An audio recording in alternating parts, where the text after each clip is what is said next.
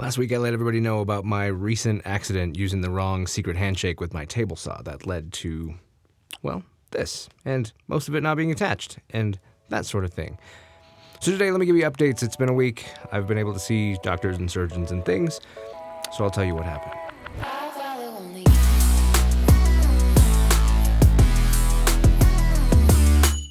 Before I jump into it, I just want to say thank you.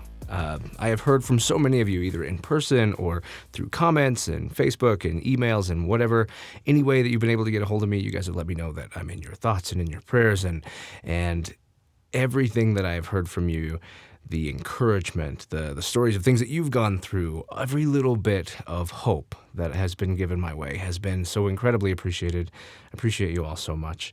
I just wanted to share kind of what was going on, and you guys coming back at me with just tons of great positive vibes and good bits of hope have just been incredibly helpful. It means the world to me. Also, before we jump in, check out the new gear. Before this happened, I started putting together some new gear, the bearded gear and the unstoppable gear, and I kind of silently slipped it out and just started having it out there because I didn't have any to show yet, but now have this one to at least show you what it looks like, some of the new stuff. I'm really excited about it. If you want to support the channel or just get some sweet gear, check out kenfumerch.com or the link in the description if you want to do that. So let's talk about this. So not this last Friday, but the Friday before is when I had the accident. Finger got pulled into a table saw, cut most of the way through it, and almost lost it. They've got that kind of stitched up, and then a week later on Friday, I went in 7 a.m. to get surgery, to get tendons reattached and this kind of stuff. And we were really hopeful. X-rays looked not bad. They knew that they needed to reattach the tendon. We didn't know what that would look like. The surgeon certainly didn't know until he got into it what he was going to see and experience and figure out what our options were going to be. It's all done. Today is Sunday. Been working on a couple days of recovery from that. And the surgery was done in like an hour. It was incredibly fast. The team was incredible. They really made it feel comfortable. They took really good care of me, and it went by really fast. I was out. I mean, they put me out, so I missed all of it, but I heard that it went well. The good news was in the x-ray, there was a little piece of bone that was pulled off and kind of separate. And he was hopeful that that's where the tendon was still attached, and it'd be a matter of reattaching the bone rather than having to sew tendon back together, that sort of thing. And that's what happened. He was able to do that, which also means, we didn't talk about it specifically, but I've been thinking about it. It also means that the tendon itself was not damaged, so it's not shorter, so the recovery time of getting it fixed up doesn't include a re-lengthening because of the fact that that tendon would be shorter. So that's awesome, super positive. There was a bone graft provided by a deceased person, and I'm very thankful for that. It was really cool. They gave me a card that gave me the ability to thank the family of the person whose bone is now in my hand, helping me try to recover this finger. I think that's really awesome, and I plan to write them a letter. The bone graft, the tendon reattachment, all of that kind of stuff, they got all of that done. The outcome that wasn't what we were hoping for is in the x-rays prior to, it looked like the knuckle, I had missed it. It was below the knuckle. Looked like I had missed it, but turns out that's not true. As it went in, it actually carved out a pretty good chunk of the knuckle. And so now we're trying to figure out what to do about that, because the joint itself is a problem. He gave a handful of options. It really kind of boiled down to 2 options. We're shooting for the first one, which is a synthetic knuckle to replace that. Real talk, the other option, if that does not work or is not possible, I lose the finger.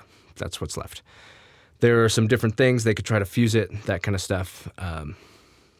It doesn't seem like a great idea because that means it's just me locked in a certain place, and there's just not a really great place to lock your finger. If it's always out, then when you close your hand, it's out there to get in trouble. If it's always in, then you have trouble doing other things that require it to be open.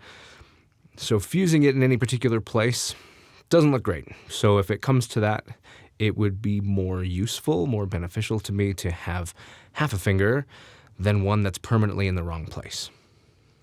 But we're shooting for that synthetic knuckle. That is the option that we're going for. The technology these days is incredible. Really hopeful that is exactly what we're going to be able to do.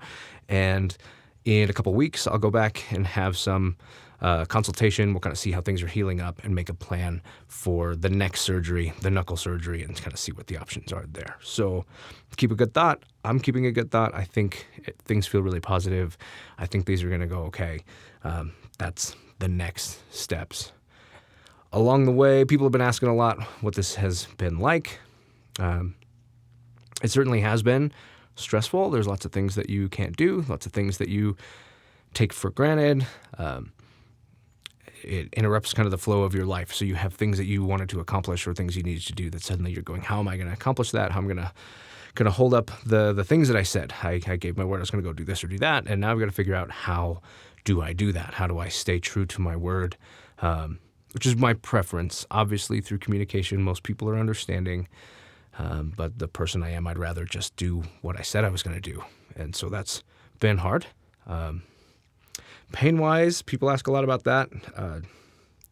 Honestly, the first week gave me maybe a false impression of this situation. So the people asked about when it happened. I didn't feel anything when it happened. Probably cut nerves, different things, the adrenaline, that chemical cocktail that rolls through when adrenaline happens. Didn't really notice for quite a while, and then I was already getting sewn up and they were injecting stuff and didn't really notice. So the next day, painful, kept it at bay with some ibuprofen. They gave me hydrocodone. I generally have been not really hitting that too much. I might have some before bed, but otherwise I just try to do ibuprofen instead. The surgery went great. That day actually ended up being a very busy day. Ran a lot of errands, did a lot of things. Had no pain, but I could tell by the feeling of my other fingers that my hand itself was still pretty numb from whatever they had injected or the local anesthetic. They did global, but there was local also. Took time for things to start going. I will say I went to bed that night, kind of knowing that things would start to wear off. Along the way, they've been asking, scale of 1 to 10, scale of 1 to 10, scale of 1 to 10, and, topping out at maybe a 7 most of the time when things were kind of bad. Generally floating more like 3 to 5. Handle pain okay, I guess. That night, the night after the surgery, I laid in bed and redefined what I thought a 10 was. My scale has become larger because that was a new amount of pain that I had not experienced before. Been working through that. That's fine. Time's going off. I have different feelings of what might be happening there. I think some of it just coming off of being numbed actually kind of added to that.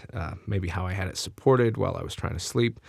Different things. There was lots of stuff. Not the most comfortable, not the most exciting, but nothing. Not going to let it stop me, right? So nothing that's been able to stop me takes a lot of focus. I realize probably the biggest challenge that I've had with the pain is just realizing how much of my energy goes into managing it.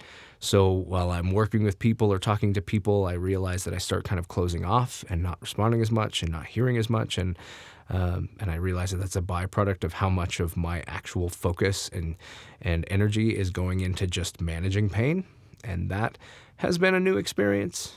It's kind of weird because you feel like you're present, you feel like you're paying attention, you feel like you're doing that stuff, and you just kind of also feel like you are separate from it. So that's been interesting. All in all, I'm now past that. That was Friday night, right? Saturday, fair bit of pain. Now into Sunday, had some thoughts on what was causing some of that, so I made some changes while I was sleeping last night, and I feel like feeling better today. Still a lot of pain. I'm realizing now that this, like I said, the first week gave me maybe a false sense of positivity about what the impact would be like and what it would feel like and the time that it's going to take and that sort of thing. This week I have a much more realistic, probably, perspective of what that pain's going to be like, of how long it's going to take for it to truly recover, or even just to be able to do some normal kind of stuff, because I've got to be so incredibly careful. This makes it so much bigger. It's so much easier to knock. And I tell you what, when it gets jammed, that's one thing. If I bump it into something, because it's longer. But if it gets hit from the side, that sucks. That sucks very much. And so I've got to be really careful about what I'm doing, even driving down the road and, bumps in the car, everything, you feel everything. So I realize that it's going to take some time. I'm not done. There's a new surgery coming up, and that's going to come with its own set of recovery, possibly its own new level of pain that I get to go through and understand and become more familiar with. But that's what's up. That's what's next. Those are the next steps. There's nothing to do about that. It's just go do it. So as John Malecki would say, nothing to it but to do it. It's time to go and just spend some time recovering, learning more about myself, and working through this, seeing what I can do, seeing what my options are, and just building and pushing forward. Forever being unstoppable, because that's what I hope that you do. It's what I hope that I do. That's where things are at. As it goes on, I'll try to kind of keep people updated.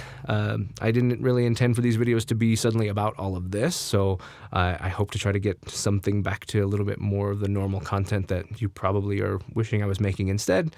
But we are where we are, and that's kind of what I have for today.